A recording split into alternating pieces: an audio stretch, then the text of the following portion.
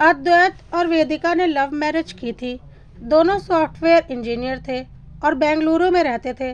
दोनों के परिवार वाले इस शादी के लिए रजामंद थे, क्योंकि दोनों एक दूसरे के योग्य थे और परिवार भी एक दूसरे के अनुरूप था। इसलिए दोनों की शादी हंसी खुशी संपन्न हो गई थी। 2 साल तक अद्वैत और वेदिका ने अपने जीवन को भरपूर जिया। हर तरह की मौज मस्ती की, घुमा फिरा, बिना किसी टेंशन और फिक्र और जिम्मेदारी के। अब वेदिका और अद्वैत की शादी को 2 साल हो चुके थे। अद्वैत ने वेदिका से बोला, वेदिका, अब हमारी शादी को 2 साल पूरे हो चुके हैं। अब हमें अपने परिवार को आगे बढ़ाना चाहिए और बच्चे के बारे में सोचना चाहिए। वेदिका ने बोला, पागल हो गए हो क्या? अभी हमारी उम्र ही क्या है कि हम बच्चे के बारे में सोचें। अभी तो हम खुद ही बच्चे हैं, और अगर अभी हमने बच्चा प्लान कर लिया तो फिर हमारे सपनों, हमारे फ्यूचर प्लानिंग, इन सब का क्या होगा? कितना कुछ सोचा है हमने। बेंगलुरु में अपना घर लेना है, कितनी फॉरेन ट्रिप्स का सपना है वह पूरे करने हैं, और पता नहीं क्या क्या। बच्चा आ जाने के बाद क्या यह सब हम लोग कर पाएंगे? क्या बच्चे लेकर मैं अपनी जॉब कंटिन्यू कर पाऊंगी? और अगर कर भी पाऊंगी तो फ्रीली कहीं भी आ जा सकती हूँ? नहीं ना। तो अभी इन फालतू के झमेले में मत पड़ो, और ना ही मुझे पढ़ना है। अभी हमारे पास बहुत वक्त है। अभी पहले अपने सपनों को पूरा करने पर ध्यान दो। अद्वैत ने बोला, अरे, सपने तो वक्त के साथ पूरे होते ही रहेंगे, लेकिन बच्चे भी तो ज़रूरी हैं। आखिर हम यह सपने किसके लिए पूरे करेंगे? इन्हें इस्तेमाल करने वाला भी तो कोई होना चाहिए। लेकिन वेदिका अपनी ही धुन में मग्न थी, और उसने अद्वैत को कन्विंस कर लिया कि अभी 2-3 साल तक इस बारे में नहीं सोचना है, बल्कि अपना और सिर्फ अपना फ्यूचर सिक्योर करना है। उसके बाद बच्चों के बारे में सोचा जाएगा। अद्वैत ने भी आखिर थक कर वेदिका की बात मान ही ली और सोचा, चलो, जब अभी वेदिका का मन नहीं है तो क्यों ज़बरदस्ती की जाए। 2-3 साल और सही। उधर अद्वैत और वेदिका के छोटे भाई बहनों की भी शादी हो चुकी थी और उनके घर में उनके बच्चे भी आ चुके थे। लेकिन वेदिका और अद्वैत अभी तक माँ बाप नहीं बने थे। दोनों के घर से भी इसके लिए काफ़ी प्रेशर था, लेकिन वेदिका किसी भी कीमत पर तैयार ही नहीं होती थी। अब अद्वैत और वेदिका की शादी को 5 साल बीत चुके थे। उन्होंने बेंगलुरु में अपना घर भी ले लिया था, कई सारी फॉरेन ट्रिप्स भी कर ली थी, काफ़ी कुछ अचीव कर लिया था दोनों ने मिलकर।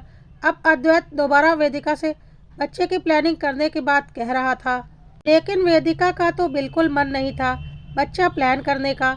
और उसने बोला, क्या अद्वैत, तुम किस सदी में जी रहे हो? अब आज के ज़माने में हम जैसे आईटी प्रोफेशनल्स कौन बच्चों के झमेले में पड़ता है? इतने अच्छे शहर में हम रहते हैं, मौज मस्ती करो। बच्चे पैदा करके क्या करने हैं? किस बात की कमी है हमें? बच्चा पैदा करके क्यों फालतू का टेंशन लेना? वेदिका की बात सुनकर अद्वैत बहुत हैरान हुआ और उसने बोला, मौज मस्ती के लिए बच्चे नहीं पैदा करना, यह तो कोई बात नहीं हुई। लेकिन वेदिका किसी भी कीमत पर मानने को तैयार नहीं थी। सच यह था कि वेदिका को हर वीकेंड पर पार्टी, घूमना फिरना, डिस्को, नाइट क्लब्स, ड्रिंक्स, इन सब का नशा हो चुका था, और वह इन सब के बिना अलग होकर रह ही नहीं सकती थी। और उसे पता था बच्चा पैदा करने के लिए उसे बहुत तरह के त्याग करने पड़ेंगे और बहुत सादा जीवन जीना पड़ेगा, और बच्चा होने के बाद भी उसे काफ़ी कुछ मैनेज करना पड़ेगा। तो उसकी अय्याशी भरी ज़िंदगी ख़त्म हो जाएगी, जिसे वह किसी भी कीमत पर ख़त्म नहीं करना चाहती थी। उसके हिसाब से तो जीवन का असली मज़ा वही ले रही थी। इस बार अद्वैत वेदिका की बात मानने को तैयार नहीं था। उसने बोला, देखो वेदिका, मुझे बच्चा चाहिए तो चाहिए। तुम्हारे कहने पर मैंने 5 साल इंतज़ार किया, लेकिन अब और नहीं। मुझे हर हाल में मेरा बच्चा चाहिए। मुझसे छोटी बहन की शादी हो चुकी है और उसके बच्चे भी हो चुके हैं। आखिर वह भी तो इंजीनियर है, पर उसकी सोच तो तुम्हारे जैसी नहीं। तुम्हारे भी छोटे भाई की शादी हो चुकी है और उसके भी बच्चे हैं। वह दोनों भी तो जॉब करते हैं, पर उनकी सोच भी ऐसी नहीं। अब वेदिका ने चिढ़कर बोला, तो ज़रूरी है क्या कि हम दोनों के भाई बहनों की सोच गंवारों वाली है तो हमारी भी सोच गंवारे वाली हो जाए? अद्वैत ने बोला, अच्छा, बच्चा पैदा करना गंवारों वाली बात होती है तो फिर दुनिया में जो कोई भी है, हर किसी के माँ बाप गंवार ही होंगे, यहाँ तक कि हमारे माँ बाप भी। वेदिका ने बोला, वह सब कुछ मुझे नहीं पता। वह ज़माना लद गया। तुम किस ज़माने में जी रहे हो? क्या कमी है तुमको? क्यों चाहिए तुम्हें बच्चा? ऐश करो, मौज करो, मज़े लो ज़िंदगी के। अद्वैत ने बोला, जब हम बूढ़े हो जाएंगे तब? वेदिका ने बोला, तब क्या? पैसा होता है तो सब कुछ हो जाता है। हमें किसी के सहारे की ज़रूरत नहीं पड़ेगी। जब हमारा शरीर ढल जाएगा तो हम अपने लिए केयरटेकर रख लेंगे। कौन सी बड़ी बात है? क्यों फालतू के झंझटों में पड़ना चाहते हो? अद्वैत ने बोला, कितनी घटिया सोच हो गई है तुम्हारी। वेदिका ने बोला, मेरी सोच नहीं, तुम्हारी सोच बहुत पुरानी है। अपने साथ काम करने वाले लोगों को देखो। मेरी 3-4 फ्रेंड हैं, उनमें से किसी की शादी को 7 साल हो चुके हैं, किसी की 8 साल, और किसी ने तो शादी की ही नहीं है, लिव इन में रह रही है, पर कोई भी बच्चा पैदा नहीं कर रहा। इन झमेले में आजकल कोई नहीं पड़ना चाहता। अद्वैत ने बोला, वह सब मुझे नहीं पता, जिसे जो करना है करे, पर मुझे तो बच्चा चाहिए। वेदिका ने बोला, तुम्हारी इस जिद के लिए मैं फालतू के पचड़ों में नहीं पड़ने वाली। मुझे बच्चा नहीं पैदा करना तो नहीं करना। तुम्हें जो बोलना है बोलते रहो।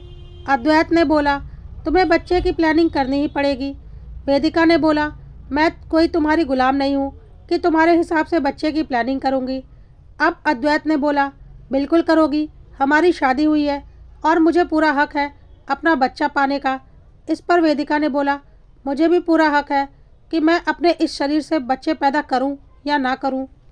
अद्वैत ने बोला, सीधी सी बात है, तुम मेरी पत्नी हो तो मैं तुमसे ही अपने बच्चों के लिए बोलूँगा ना, और जब कुदरत ने औरत को ही इस काबिल बनाया है तो यह तुम्हें ही करना पड़ेगा, और इसके लिए मैं तुम्हारी किसी भी बात से अब कन्विंस नहीं होने वाला।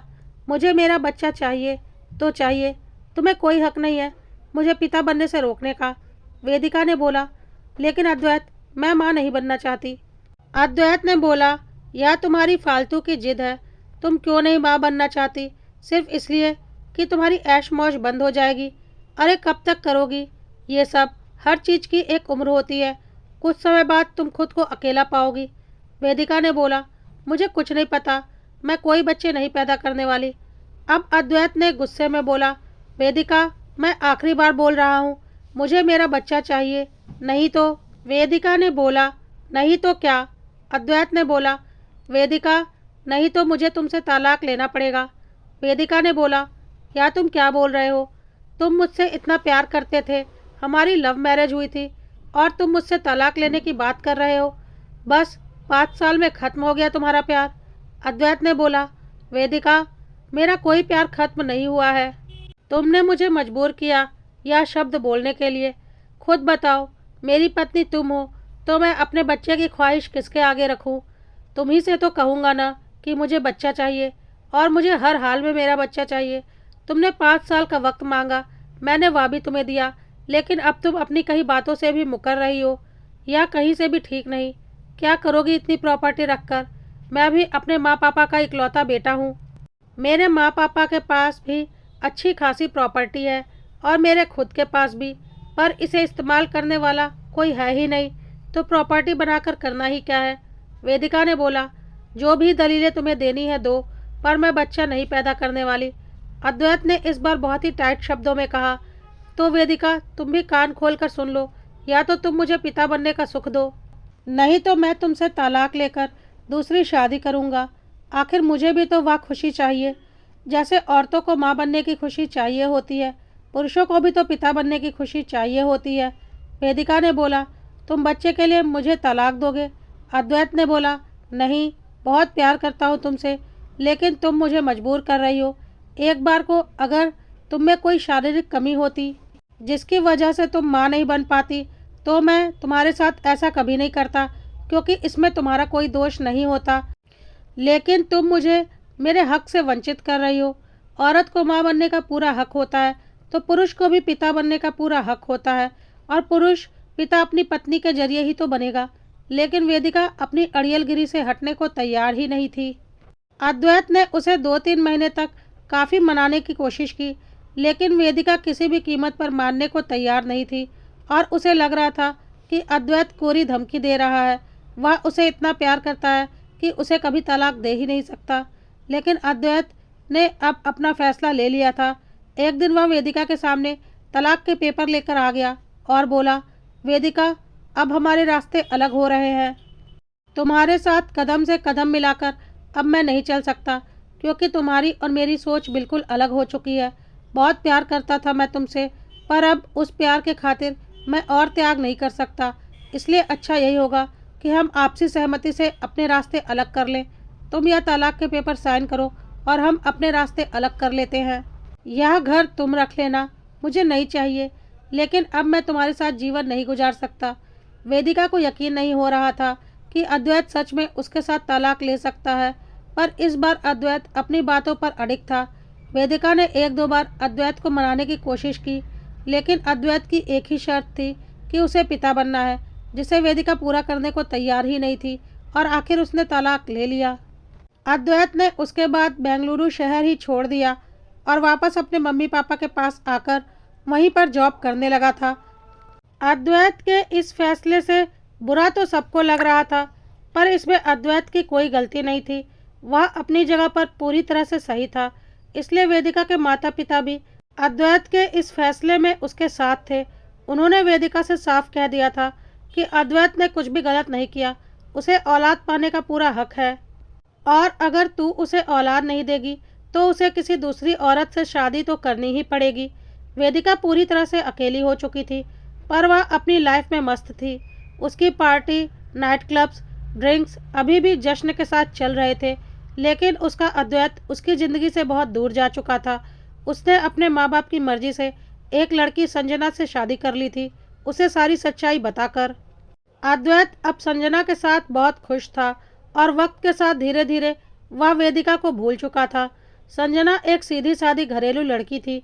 उसे अद्वैत की पिछली जिंदगी का सारा कुछ पता था, लेकिन उसे यह भी पता था कि उसका पति अद्वैत अब उस जिंदगी से बाहर आ चुका है और पूरी तरह से उसका है। संजना और अद्वैत की शादी को 2 वर्ष बीत चुके थे। संजना और अद्वैत अब एक प्यारी सी बेटी के माँ पापा थे।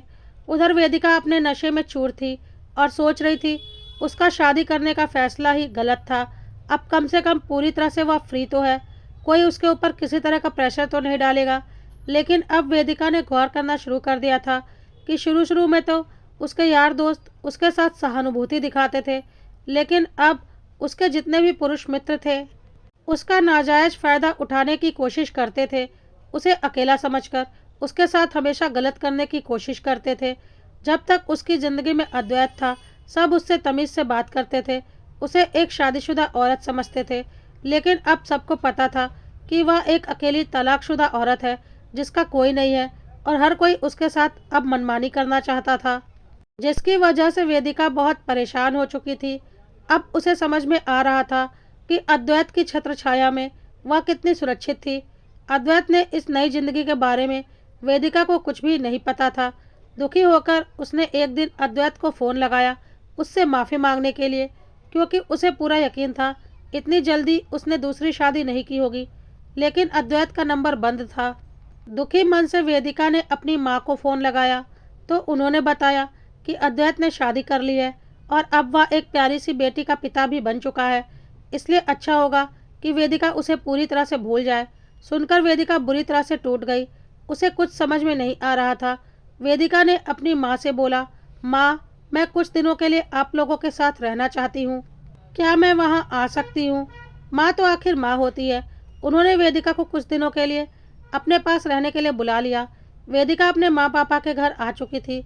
घर पर भाई भाभी भी थे, लेकिन अब वेदिका की भाभी वेदिका को बहुत ही बुरी नज़र से देखती थी, जैसे वह कितनी घटिया औरत है। कभी भी भाभी सीधे मुंह वेदिका से बात नहीं कर रही थी। वेदिका को अपने मम्मी पापा का घर ही पराया लग रहा था, और उसे याद आने लगा कि पहले जब वह अद्वैत के साथ यहाँ आती थी तो यही भाभी उसे सिर आंखों पर बिठाया करती थी, और आज उसे पूरी तरह से इग्नोर कर रही हैं। खैर, वेदिका शाम को टहलने के लिए निकली हुई थी, सिर्फ इस उम्मीद पर कि शायद अद्वैत उसे कहीं पर दिख जाए, क्योंकि थे तो दोनों एक ही मोहल्ले के।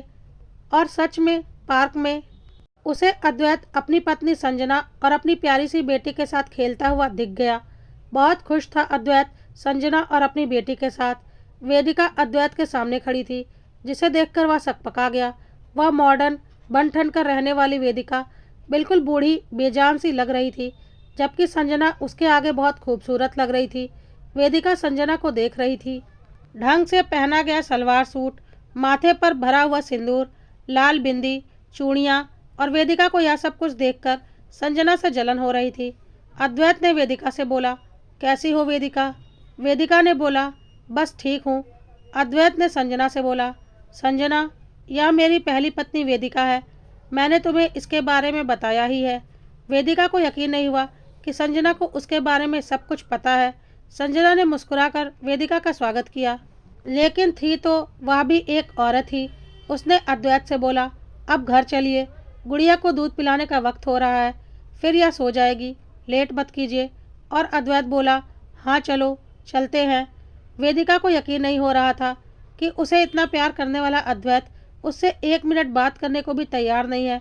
और संजना के कहते ही उसने अपनी प्यारी सी बेटी को गोद में उठाया और वेदिका से बोला, वेदिका, अब तुम भी अपनी ज़िंदगी में आगे बढ़ जाओ। मैं अपनी ज़िंदगी में आगे बढ़ चुका हूँ।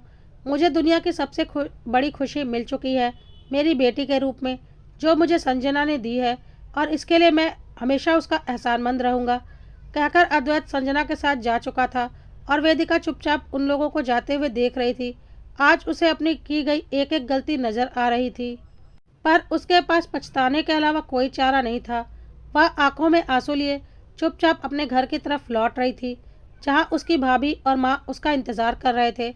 और उसके आते ही उसकी भाभी ने बोला, भले घर की लड़कियों के यह लक्षण नहीं होते कि अकेले रात तक सड़क किनारे घूमते रहो। मम्मी जी, इनको बोलिए चुपचाप अपने घर जाकर अपनी अय्याशियाँ करें। यहाँ हमारा घर परिवार है, यह एक मोहल्ला है कि यहाँ कुछ भी करो और बातें नहीं बनेंगी। मुझे बहुत अच्छे से पता है यह अद्वैत के साथ दोबारा से प्यार की पींगे बढ़ाने की कोशिश कर रही हैं, लेकिन अद्वैत अब एक शादीशुदा आदमी है, तो इनसे बोल दीजिए उससे दूर रहें, अपनी भी इज्जत संभाल कर रखें और हमारी भी इज्जत इस मोहल्ले में रहने दें। अपनी सारी इज्जत तो यह उड़वा चुकी हैं, अब हम अपनी इज्जत नहीं उड़वाना चाहते। इनसे बोलिए चुपचाप अपने घर वापस चली जाएं और वहाँ जो करना है जाकर करें। यहाँ इनकी बगड़ैल लाइफ स्टाइल हम नहीं चलने देंगे। वेदिका को यकीन नहीं हो रहा था कि उसकी भाभी ऐसा बोल सकती हैं। क्या गलती की थी उसने अद्वैत से मिलकर? लेकिन उसकी माँ ने भी बोला, बेटा, अद्वैत का फ़ोन आया था। उसने साफ बोला कि वेदिका को पता है मैं शाम को उस पार्क में टहलता हूँ। वह जानबूझकर वहाँ आई थी मुझसे मिलने के लिए, लेकिन संजना को यह बात बिल्कुल पसंद नहीं आई। और अब मैं संजना का पति हूँ, तो वेदिका मेरे लिए कोई मायने नहीं रखती। प्लीज़ आप वेदिका से बोल दीजिए आइंदा मुझसे दूर रहे और मुझसे मिलने की कोशिश ना करे। सुनकर वेदिका की आंखों में आंसू आ गए और उसने बोला, लेकिन माँ, अद्वैत मेरा भी तो पति है, मैंने क्या गलत किया अगर मैं अद्वैत से मिलने चली गई? वेदिका की माँ ने बोला, नहीं वेदिका, अद्वैत अब तेरा पति नहीं है। वह तेरा पति था, लेकिन अब वह किसी और का पति है। तू गलत है, जो तू उससे मिलने गई वह तेरे लिए सिर्फ एक पराया शादीशुदा मर्द है। और अगर तू एक शादीशुदा मर्द के पीछे पड़ेगी तो लोग तो बातें बनाएंगे ही। उससे तुझे दूर ही रहना चाहिए। आखिर क्या रिश्ता है तुम दोनों का? अच्छा होगा कि तू बेंगलुरु वापस चली जा, नहीं तो कल को यहाँ बातें बढ़ने लगेंगी और तेरा अपने मायके से भी रिश्ता पूरी तरह से खराब हो जाएगा, क्योंकि हम अपने ही मोहल्ले में अपनी इज्जत की धज्जियाँ नहीं उड़ाना चाहते। अगले ही दिन वेदिका वापस जा चुकी थी और अपने फ्लैट पर पहुंचकर उसे ऐसा लग रहा था कि सब कुछ होते हुए भी वह पूरी तरह से कंगाल है। अपने एक गलत फैसले की वजह से उसे बहुत बड़ा सबक मिल चुका था। दोस्तों, इस कहानी को एक अंत दे दिया गया है, लेकिन यदि आप चाहते हैं कि इस कहानी का अगला पार्ट भी आए तो कमेंट में ज़रूर लिखिएगा।